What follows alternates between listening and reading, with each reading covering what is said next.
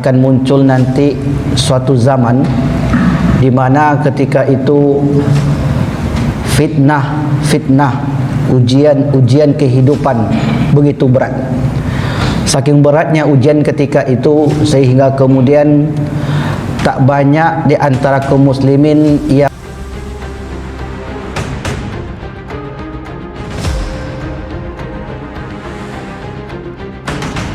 Innal hamdalillah nahmaduhu wa nasta'inuhu wa nastaghfiruh wa na'udzu billahi min syururi anfusina wa min sayyiati a'malina. May yahdihillahu fala mudhillalah wa may yudlil fala hadiyalah. Asyhadu an la ilaha illallah wahdahu la syarikalah wa asyhadu anna Muhammadan abduhu wa rasuluhu la nabiyya ba'da. Allahumma salli wa sallim ala habibina wa sayyidina Muhammadin sallallahu alaihi wasallam. Qala Allah ta'ala fi kitabihil aziz, na'udzu billahi minasy syaithanir rajim. Bismillahirrahmanirrahim. Ya ayyuhalladzina amanu taqullaha haqqa tuqatih wa la tamutunna illa wa antum muslimun. Ayuhan nas, usikum bi nafsi bi taqwallah wa ta'atihi faqad fazal muttaqun. Kaum muslimin sidang jamaah salat Jumat yang dimuliakan Allah Subhanahu wa taala. Marilah kita senantiasa bersyukur dan mengucapkan alhamdulillahi rabbil alamin. Sampai hari ini kita masih diberi kesempatan untuk menghadiri panggilan Allah Subhanahu wa taala, yaitu mengerjakan fardu Jumat berjamaah, suatu kewajiban bagi seorang laki-laki muslim balik. Mudah-mudahan kita senantiasa istiqamah di atas agama ini hingga kita meninggalkan kehidupan dunia. Salawat dan salam tak lupa pula kita haturkan kepada junjungan alam Nabi besar Muhammad sallallahu alaihi wasallam. Allahumma salli ala Sayyidina Muhammad wa ala ali Sayyidina Muhammad. Melalui mimbar yang mulia ini, khatib berpesan kepada diri khatib sendiri dan kepada seluruh jamaah, mari senantiasa kita tingkatkan iman dan takwa kita dan kita bawa menghadap Allah Subhanahu wa taala. Kaum muslimin sidang jamaah Jumat yang dimuliakan Allah.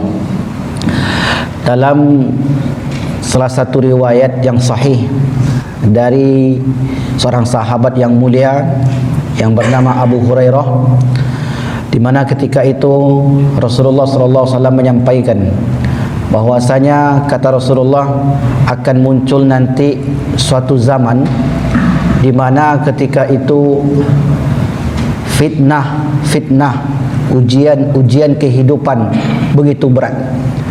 Saking beratnya ujian ketika itu sehingga kemudian tak banyak di antara kaum muslimin yang mampu istiqamah di atas agama yang ia yakini. Bahkan ketika itu lebih parahnya lagi, sebagian besar umat Islam akan menjadikan agama sebagai dagangan, memperjualbelikan agama. Maka itu yang disampaikan oleh Rasulullah 14 abad yang lalu. Apa yang disampaikan ini berupa mukjizat i'jazun Nabi, mukjizat Nabi sallallahu alaihi wasallam yang diturunkan Allah Subhanahu wa taala melalui perantara malaikat Jibril alaihi salam. An Abi Hurairah radhiyallahu an anna Rasulullah sallallahu alaihi wasallam, dari Abu Hurairah Allah meridainya, bahwasanya Rasulullah sallallahu alaihi wasallam bersabda, badiru bil a'mali fitanan, bersegeralah kalian beramal sebelum datang fitnah-fitnah, ujian-ujian dalam kehidupan. Ka qita'il laili al-muzlimi, fitnah ujian yang kalian hadapi ketika itu seperti potongan-potongan malam. Yusbihur rajulu mu'minan, di pagi harinya seseorang beriman, wa yumsi kafiran, sorenya sudah kafir. Atau yumsi mu'minan, di sore harinya dia sudah beriman, wa yusbihu kafiran, di pagi harinya dia sudah kafir pula. yabi'ud dinahu bi'aradin minad dunya. Maka ketika itu orang-orang memperjualbelikan agamanya untuk mendapatkan keuntungan dunia. Hadis riwayat Imam Muslim. Kaum muslimin sidang jamaah Jumat yang dimuliakan Allah, apa yang dimaksud dengan fitnah atau ujian yang berlaku di akhir zaman? Yang dimaksudkan oleh para ulama, yang dipahami oleh para ulama dari hadis ini, yaitu beratnya menjalankan syariat Allah di akhir zaman. Beratnya menjalankan syariat itu bukan karena kurangnya majlis ilmu, bukan, tetapi banyaknya godaan-godaan dunia, sehingga kemudian orientasi manusia ketika itu cenderung kepada materialistik. Yusbihul mu'minu kafiran. Di pagi harinya dia beriman. Apa maksudnya di pagi hari beriman? Bahwasanya kita baru saja melihat orang itu taat sekali dengan agama, tapi tak lama sesudah itu dia sudah melenceng. Baru saja kita melihat dia orang yang alim, tapi tak lama sesudah itu dia sudah berubah. Nah, fitnah-fitnah itu kata Rasulullah ka qita'il laili, seperti potongan-potongan malam. Mengapa Rasul menggambarkan seperti potongan malam? Karena malam jika tidak ada cahaya, susah untuk membedakan mana benda-benda yang boleh dipegang, mana yang tidak. Di tengah malam gelap gulita, sulit untuk membedakan apakah itu ular atau kayu. Begitulah keadaan di zaman itu. Orang-orang yang hidup di akhir zaman sulit membedakan antara hak dan batil. Ini kira-kira benar atau salah. Sehingga kemudian orang-orang beriman kala itu bingung dengan imannya sendiri. Ini si fulan mengatakan begini, lalu orang ini mengatakan begini pula. Mana yang benar? Seakan-akan semuanya benar. Padahal ketika itu orang-orang yang diberi pengetahuan memutarbalikkan fakta. Hari ini betapa sering kita dengar bahwasanya kalau ada orang yang berzina, maka jangan dicegah selama dia suka sama suka. Anda tidak boleh mengganggu pribadi orang. Begitulah yang disampaikan kepada kita. Jangan melarang orang berjudi. Kenapa? Itu harta dia, itu duit dia. Kalau dia kalah, apa hubungannya dengan kamu? Apa ruginya kamu? Kamu jangan melarang orang yang berbuat judi, melakukan perjudian.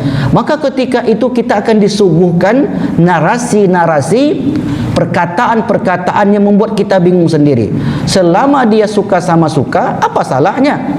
Daripada dia melakukan kejahatan, maka biarkanlah dia melakukan itu daripada melakukan perbuatan dosa besar.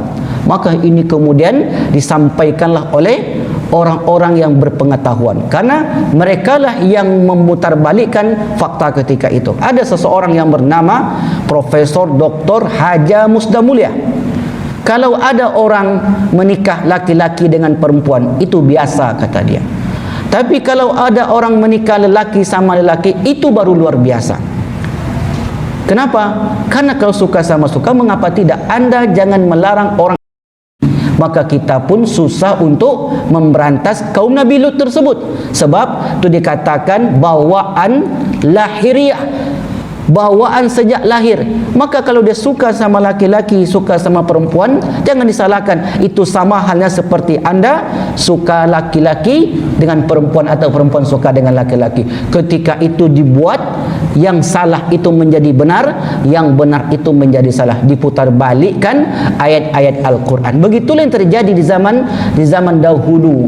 Ketika orang-orang Yahudi, mereka mengatakan, para rahibnya mengatakan, yuharrifunal kalima ammawahdi'i. Mereka ubah-ubah, mereka tukar, mereka ganti isi kitab Taurat mereka. Hari ini kalau ada orang mengatakan yang penting ada pemasukan untuk sebuah negara, dari manapun sumbernya nggak penting, yang penting bisa membantu. Coba lihat dengan adanya prostitusi, betapa banyak orang yang terbantu ekonominya. Seakan-akan itu benar. Kalau dibangun di sini bar untuk karaoke, untuk perkumpulan, betapa banyak menyerap tenaga kerja. Maka itu mampu membantu pribadi-pribadi yang lemah dan juga pemasukan untuk sebuah negeri. Inilah disebutkan oleh Rasulullah sallallahu alaihi wasallam ka qita'il lailil muslim. Ketika itu orang-orang melihat fitnah, melihat narasi-narasi yang membingungkan itu seperti potongan-potongan malam, susah untuk dibedakan. Tapi bagi siapa? Bagi siapa yang susah untuk membedakan? Tentu bagi orang-orang yang lemah imannya, sedikit pengetahuannya tentang agama ini, sehingga kemudian orang yang lemah pengetahuan terhadap agama hari ini jangankan untuk mencari yang halal, untuk mencari yang haram, jangankan untuk mencari yang haram, mencari yang halal, yang haram saja susah. Maka begitulah disampaikan hari ini. Maka kemudian kaum muslimin sidang Jamaah Jumat yang dimuliakan Allah Subhanahu wa taala, keadaan ketika itu diputar balik sehingga kemudian bingung orang-orang beriman, orang-orang yang kurang imannya dan lemah pengetahuannya terhadap Islam ini, melihat hal-hal yang terjadi ketika itu. Dan ketika itu kata Rasulullah sallallahu alaihi wasallam, wa yantiku fihi ar-ruwaibidah. Orang-orang yang diberi wewenang untuk berbicara, untuk menyampaikan di publik umum, apakah itu televisi, apakah itu mimbar, apakah itu di halayak ramai. Ar-rajulu at-tafihu yantiku bi amril amma. Orang bodoh, orang yang kurang pengetahuan tapi kemudian dipercaya untuk menyampaikan pengetahuan. Orang-orang awam akan mengatur orang-orang yang cerdas berpengetahuan. Orang-orang yang tingkat pendidikannya rendah, lemah, mengatur profesor-profesor. Karena dia memiliki, diberikan kesempatan untuk menyampaikan hal tersebut. Yantiku ar-raju ala ta'atafihu. Orang-orang bodoh yang diberi jabatan, yang diberi wewenang untuk menyampaikan ketika itu. Dan itu yang disampaikan oleh Rasulullah sallallahu alaihi wasallam 14 abad yang lalu. Lalu kemudian apa imbasnya? Imbasnya yabi'uddin bi'aradi minad dunya. Kala itu orang akan mudah memperjualbelikan agamanya. Yang penting menikah itu bahagia. Apapun agamanya enggak penting. Yang penting bisa menyekolahkan anak. Dari manapun sumbernya enggak penting. Yang penting dapat pasangan serasi. Walaupun anaknya agama A, ibunya agama B, ayahnya agama C. Dan itu berlaku di tengah masyarakat kita. Bapak Ibu yang dimuliakan Subhanahu wa taala, sedang jamaah Jumat yang dimuliakan Allah Subhanahu wa taala. Maka oleh karena itu, orang-orang yang kemudian menjual belikan agama itu nanti akan semakin hari semakin banyak. Apapun yang dilakukannya dikit-dikit label agama. Dikit-dikit label agama. Apapun yang dibuatnya dikit-dikit menggunakan agama. Kalau dia membawa orang umroh sunnah. Kalau buat pengajian sunnah. Kalau buat market sunnah. Kalau buat usaha sunnah. Dia kaitkan agama itu dengan usahanya. Kemudian dia jual belikan agama untuk melariskan dagangan-dagangan tersebut. Maka oleh karena itu, itulah yang dimaksud dengan yabi'uddin bi'aradi minad dunya. Jangan digadaikan agama ini. Kadang gara-gara satu tisu, kalau anda beli tisu ini kerana ada seorang alim, maka anda akan mendapatkan keberkahan. Belum tentu hal semacam itu. Dia labelkan agama tersebut. Dia jual air ini kalau sudah dibacakan ayat-ayat Al-Quran berkah, tak boleh diperjualbelikan. Jangan dibeli yang semacam itu.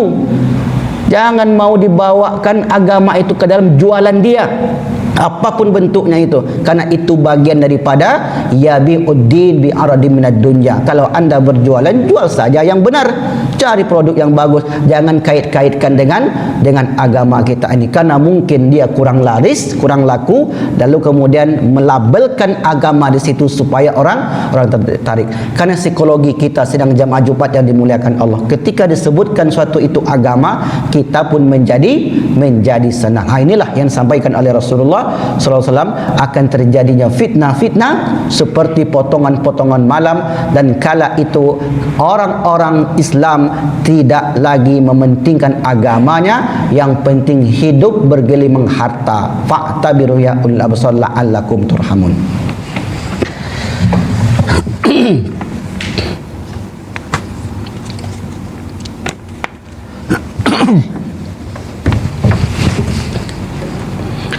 Innal hamdalillah nahmaduhu wa nasta'inuhu wa nastaghfiruh wa na'udzu billahi min shururi anfusina wa min sayyiati a'malina.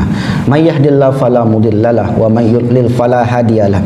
Asyhadu an la ilaha illallah wahdahu la syarikalah wa asyhadu anna Muhammadan abduhu wa rasuluhu la nabiyya ba'dah. Allahumma shalli wa sallim ala habibina wa sayyidina Muhammadin sallallahu alaihi wasallam. Ayuhan nas, usikum bi nafsi bi taqwallah wa ta'atihi faqad fazal muttaqun. Qala Allah Ta'ala fi kitabihil aziz, na'udzu billahi minasyaitonir rajim. Bismillahirrahmanirrahim. Wal asri innal insana lafi khusri illal ladzina amanu wa amilus solihati wa tawassaw bil haqq wa tawassaw bis sabr. Innallaha wa malaikatahu yusholluna 'alan nabi ya ayyuhalladzina amanu sallu 'alaihi wa sallimu taslima. Allahumma ighfir lil mu'minina wal mu'minat wal muslimina wal muslimat al ahya'i minhum wal amwat bi rahmatika ya arhamar rahimin. Allahumma arinal haqqa haqqan warzuqna ittiba'ah wa arinal batila batila warzuqna ijtinaba. Allahumma anzil sakinata wal barakata was salamata ala hazihil jamaah. Rabbana atina fid dunya hasanah wa fil akhirati hasanah wa qina adzabannar. Ibadallah, innallaha ya'muru bil adli wal ihsani wa ita'izil qurba wa yanha 'anil fahsya'i wal munkari wal baghi ya'izukum la'allakum tadhakkarun. Fadhkurullaha yadhkurkum washkuruhu ala ni'amihi yazidkum wa la zikrullahi akbar. Aqimissalah.